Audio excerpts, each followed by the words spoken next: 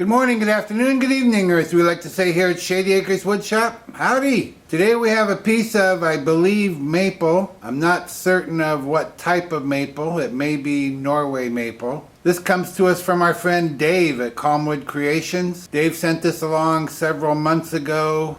He actually emailed me some pictures of different woods and said, which one do you want? And I chose this one, and he was quite surprised at that. That's the way I remember the story anyway. I'm sure Dave will straighten us out down in the comments. Now that I have it in my possession, and I've had it for a while, and I've looked at it several times, and boy, why did I pick this one? I don't know. The piece is about 12 inches long, by about 11 inches wide, by about 8 inches tall. But we're gonna lose some of that height. And this is the reason why we'll lose some of that height. There's some decay under there. But I think it's going to be some pretty nice wood. I saw a little tiny bit of spalting in here. I don't know how much will remain. So how am I going to hold this? That's always the problem, you know. That's always where you start. How are you going to hold these odd pieces of wood? Because this is kind of a triangle. Got one real long side and one not so long side. So I'll show you what I have in mind. I always want to keep as much bark on as I can. So to me that means it needs to set like this. And this needs to be the top. And I need to clear out an area here for my chuck jaws to set against and my woodworm screw to go in the center of. So I think what I'm going to do is take a 2x4 and prop it up. That won't do it. Maybe like that. That's about right. That gives me about an equal amount here on each side. So I'm going to take this over to the drill press, and I'm not going to show it because it's going to be an awkward long setup trying to figure this out and a way to clamp it down once I get it where I want it to be. Well, it wasn't as hard to get set up as I thought it might be, so I thought I'd show it to you. I've got it blocked up, like I said, with a 2x4 here. Then I've got a couple of pieces of 3/4 inch plywood under this corner, and I've got it clamped down with my column clamp, and I just eyeballed what I think is the center of the piece, and after I eyeballed it I measured, and I'm pretty dang close. So this is what I'm going to use. See if I can show you some of the drilling. I'm afraid I'll get in the way of the camera. It's an odd angle here.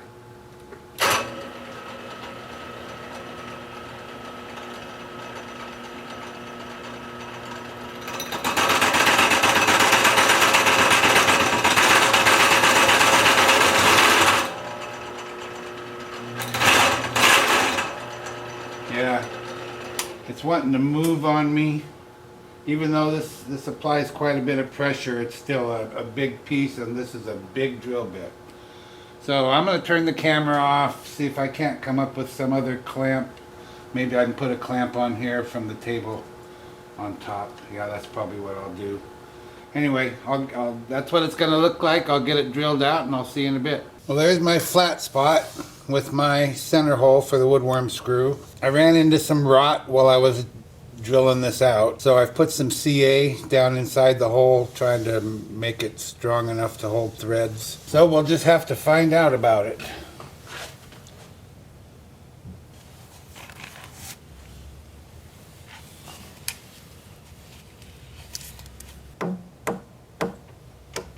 Yeah, maybe that'll hold, huh? Wow. Yes, it is out of balance, but we expected that. But man, it's way out. I might have to cut some of that off before I get going here.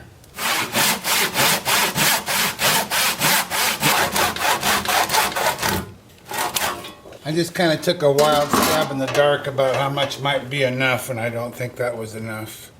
Boy, that is some pretty rotten wood in there. We'll try that. I'm going to spin it up here real slowly. Whoa! I said slowly. Yeah, my live center is just pushing right in there. That's just all rotten. Well, that's about 300 RPM. That's going to take a while to cut through some of this. I'm just going to start working here at the bottom, or yeah, what will be the bottom of the bowl. Going to be fun, huh? I'm pooped. I got to take a break from all that sawing. Tuffy likes that stuff.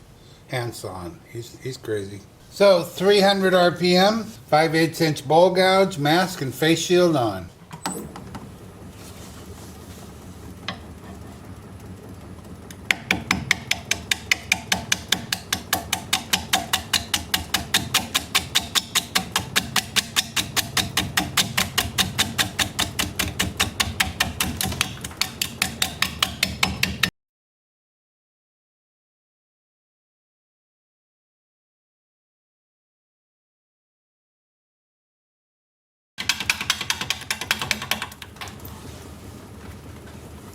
I'm not going to make you watch all this. This is going to take quite a little bit of time. I'll bring you back when I have some progress to show. Well, this is about 45 minutes later. And I think I said this was 8 inches tall in the beginning. It's now 3 3/4 because of all this rot. I've just been trying to get up past it and I just can't seem to get past it. And the nose of my live center is buried in there about at least a ½ an inch, probably more than that. So that takes us down to almost 3 inches thick, and I still have lots of rot. So I'm getting sick of dealing with that. I'm going to start working on this corner over here, trying to bring it into balance. I did get the speed up to 350 RPM. So let me get my mask and face shield back on, and we'll get right back at it.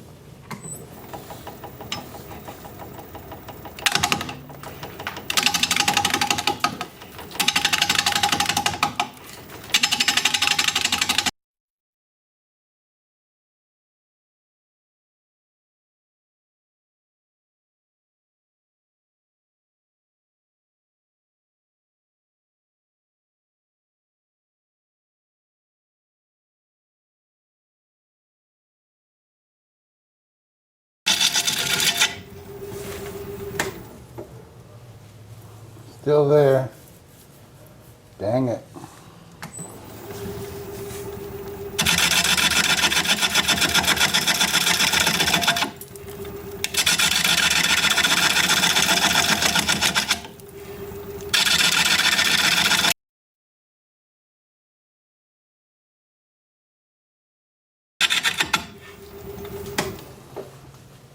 I'm beginning to think we're going to make a nice donut here pretty quick. Remember I told you when I was drilling the hole in the top, some of the wood was rotten. I did get the sound wood, but wow, who would have guessed? Well, we're just about rid of the rot, and I want to get rid of this. Still has some rot in it. And then we'll work on this, and then I think we might go with a recess instead of a tenon on this one. So let me get my mask and face shield back on, we'll get at it.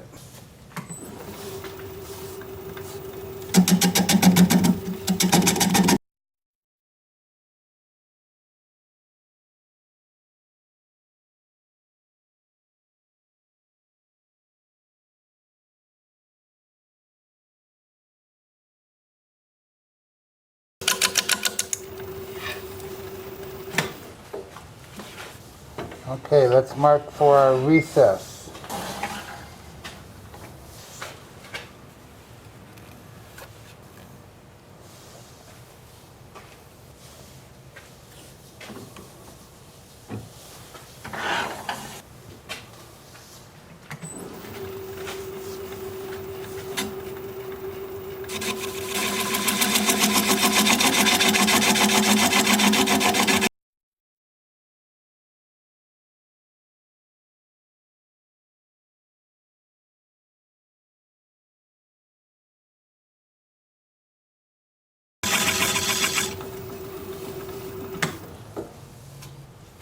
I believe that'll do. Time for sanding. Well, now that I've got a chance to look this over, everything's all cleaned up around here. There's a lot of punkiness to this wood, but on the other hand, it's going to be quite pretty. I can see that. So let's just hope it all stays together. I'm going to start the sanding in reverse at about 375 RPM, 80 grit 2-inch disc, mask on, and I'll show you how that's going to work.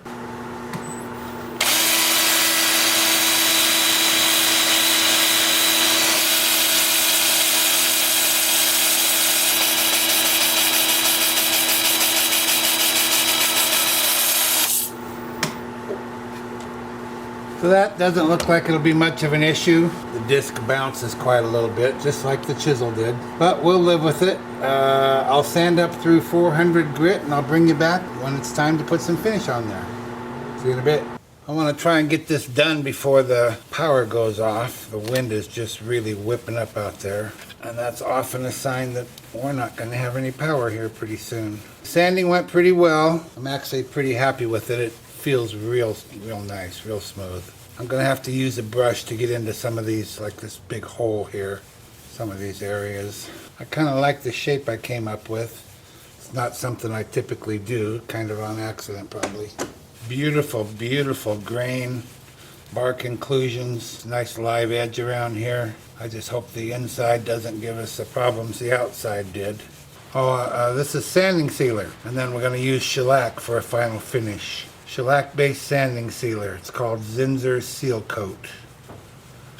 I don't get anything for telling you that. I'm just telling you that's what I use. Zinsser Seal Coat and Zinsser Shellac. So I don't know if it'll take 2 coats of sanding sealer, probably, and then at least 2 coats of shellac. And I'll bring you back when that's done and time to turn it around and start working on the inside. I'm looking forward to that. See you in a while. I've got a beautiful finish on the bottom of the bowl here. It's just real nice, feels real smooth. It was 2 coats of sanding sealer and 2 coats of shellac, and then buffed out with a nylon buffing pad. So I'm looking forward to this. I want to see what kind of beautiful grain we have going on inside there. I'm going to use my 5/8 inch standard grind bowl gouge. We're going to be turning at 500 RPM because it is still very out of balance. Mask and face shield on.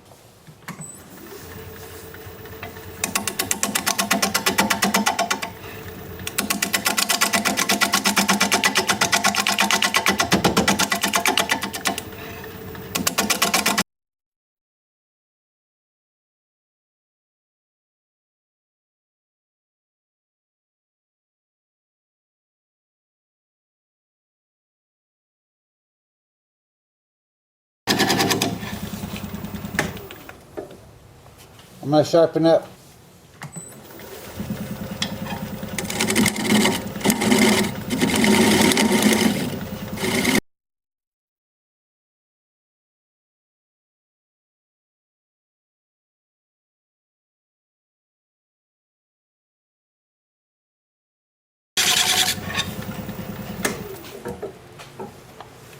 I'm beginning to wonder if I'm going to run out of hole before I run out of wood. No, we should be okay. Just about a 1/2 inch, but I do have the recess coming up in there, 1/8 of an inch. So it looks like I'm just going to get rid of that hole in time.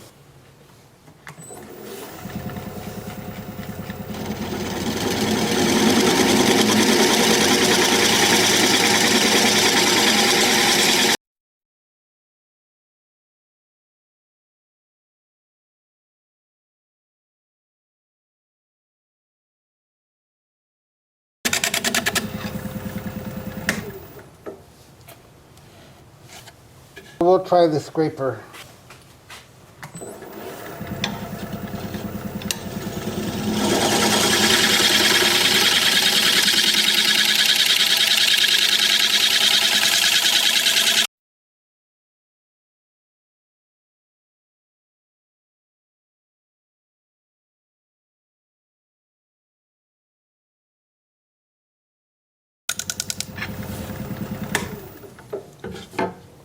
Time for sanding. I'm going to start the sanding with my Sandoflex. I'll be sanding all the bark, and I'll be doing it from the inside out because the outside is all finished already. I don't want to come back in this way. So I'll show you how that's going to work. And that's 180 grit, and that's as fine as I'll take that bark. Then I'll switch to my 2-inch disc sander with 80 grit and work up through 400, and I'll show you that as soon as I get my mask on.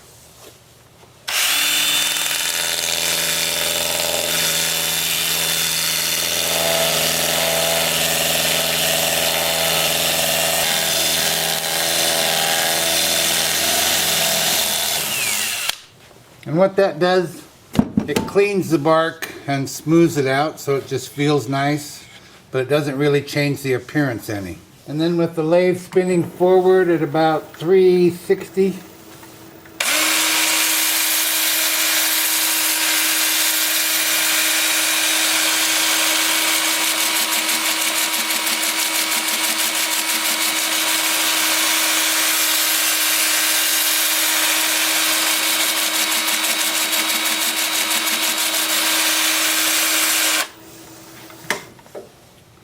and I will bring you back when it's time to put some sanding sealer on there. See you in a bit. Well, I can't wait for this.